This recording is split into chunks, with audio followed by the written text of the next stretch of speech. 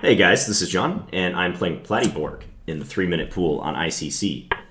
Just played Platyborg in the 1-minute pool, so now we're playing a more civilized time control. This is Alan Pichot from France. Okay, so I'll play this E3 variation of the Benko once again. We'll see what he has to say about this particular line.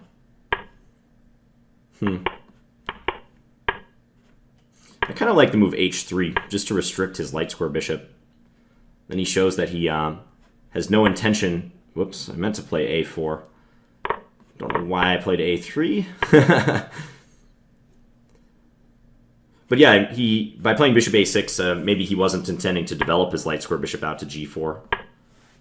So I'll go here, trying to go e5. He'll probably play knight d7, to be honest. Maybe queen c2. Problem is a3 has weakened my b3 square a little bit, so I don't like that so much.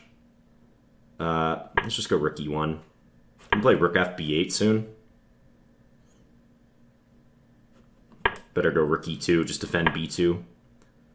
And now at least I can attempt to mess with his development a little bit, like bishop g5 is a useful move.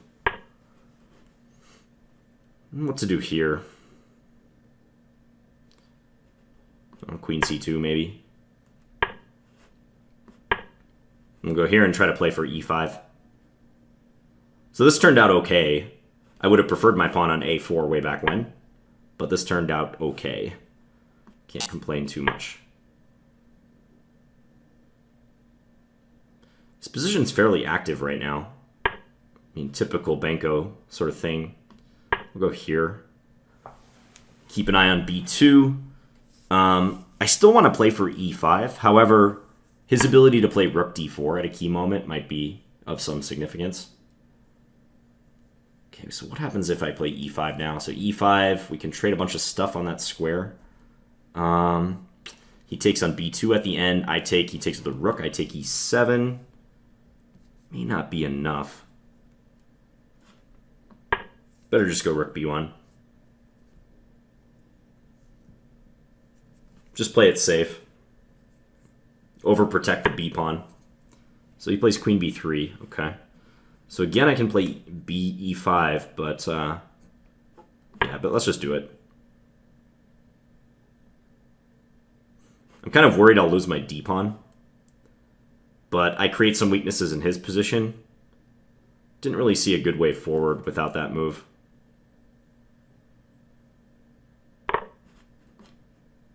Take with the knight. Yeah, like he can play rook d4 here, potentially.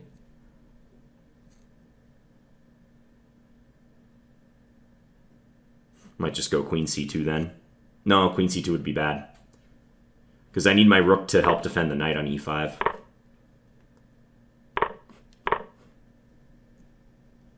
Is he going to go rook c2? What is he going to do? Yeah, rook c2. I can take on h6, but that doesn't seem right for some reason. My queen gets awfully sidelined there.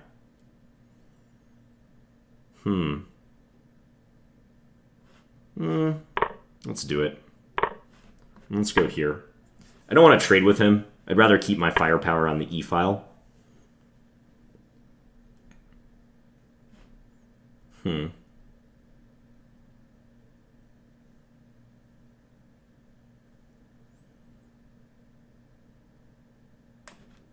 Let's just take and then play king h2. He can defend e7 now, so he does drop his queen back, but this seems like a good follow-up. Now f4. This position's like pretty passive right now.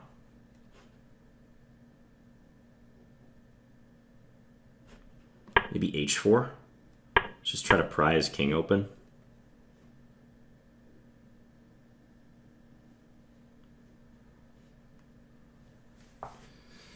Trying to see if I can mate him in time. Like if he plays c3 here and I take, does that turn out well for me?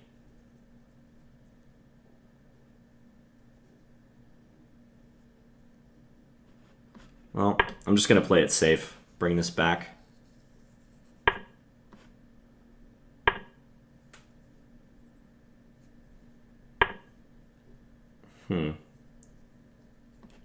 Okay, I have this move Check. now.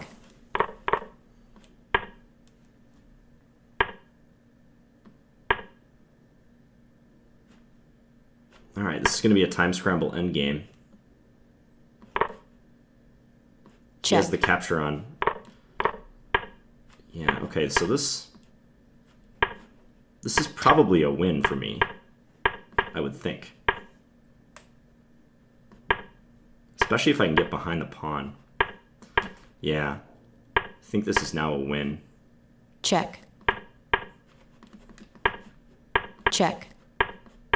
Yeah, this is definitely a win.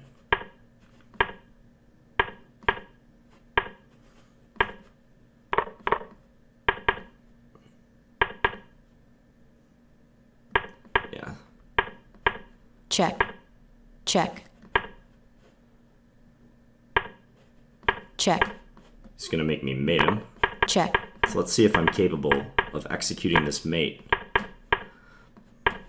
Oh yeah. Checkmate. He made it easy. He didn't go to the center with his king.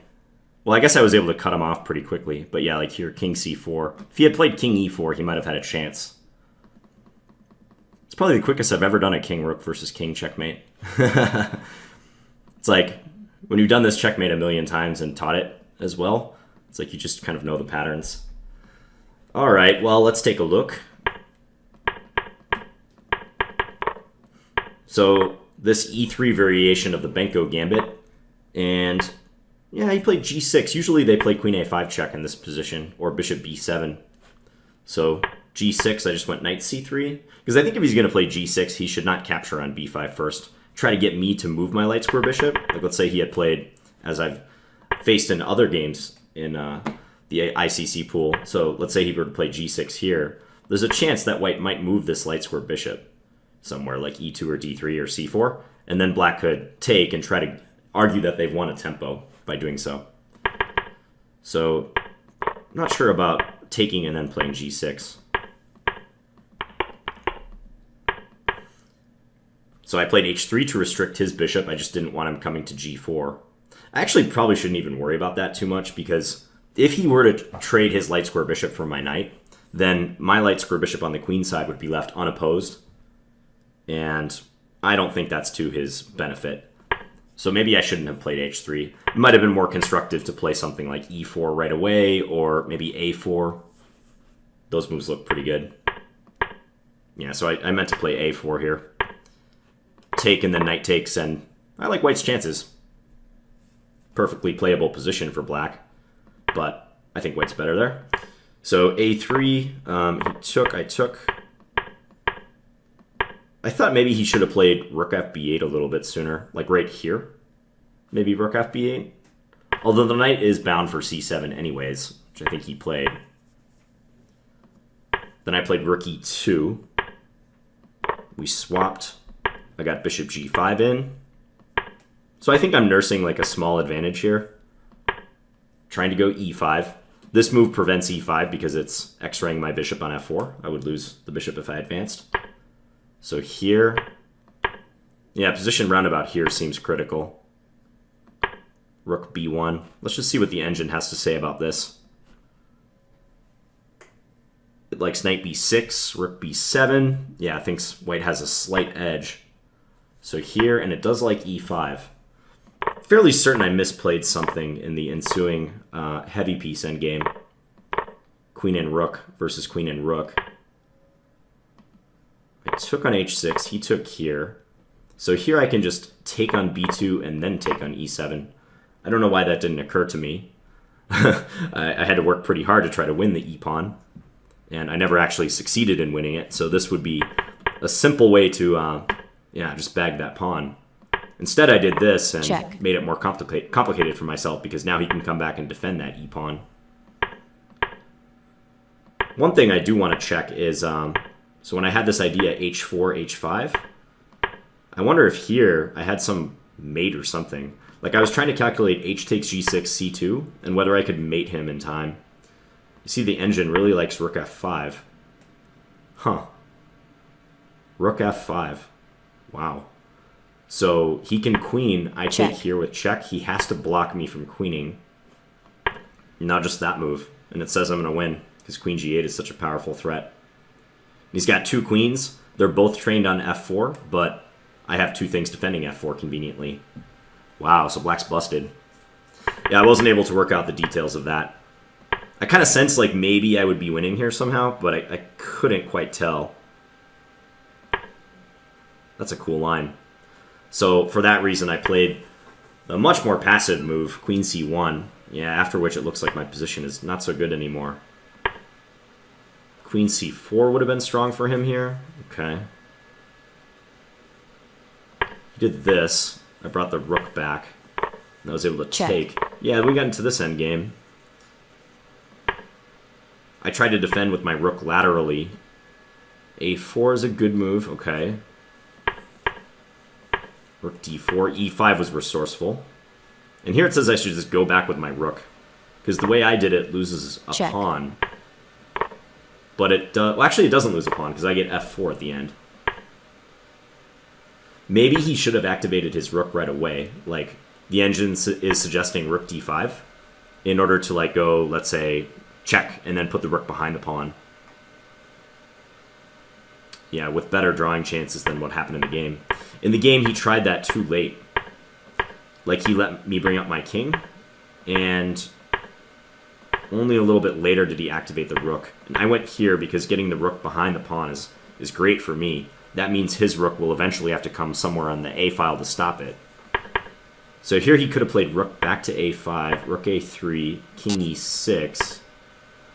I wonder if this is a draw. King here. It's a lot easier if my pawn is 1 square closer to promotion. Like if it's on the 5th rank or the 6th rank. Especially the 6th rank. If it's on the 6th rank, then I can play rook a5 and attack his e5 pawn. But here, I don't know if I can win this. Because my king has a hard time coming up. And if I try to bring my king over, he's going to get counterplay with his e-pawn. More than likely. e4, king here. Rook e5. Yeah, his e-pawn is potentially becoming dangerous. Well, I won't exhaustively analyze that endgame, but I think that's what he had to do. He had to put his rook in a more active defensive position, preferably behind the pawn, a little bit quicker than what he did in the game. Yeah, and I think he's losing now. Check. Just run the pawn. Check. And having my rook on the 5th rank is really nice. Yeah, I can just drag his king away. And this is winning. Yeah, if he proceeded with like king e8, I could just go here, here, here. He's got to move his rook, and yeah, I'm going a7, king b7 if necessary. It's over. So, yep, he tried to flee to the center, and like I said, I might have had more trouble mating him with this amount of time if he had done king e4 or king d4. I guess it's mate in 13, but I guess this is mate in 13 too. I don't know. Well, definitely here king d4, not go to the side. Not sure I would have been able to execute that in 5 minutes. All right, mate. 5 seconds rather. All right, well, I hope you guys enjoyed this Benko game versus Platy Borg, and I'll be back tomorrow with another Blitz game. Thanks for watching, guys.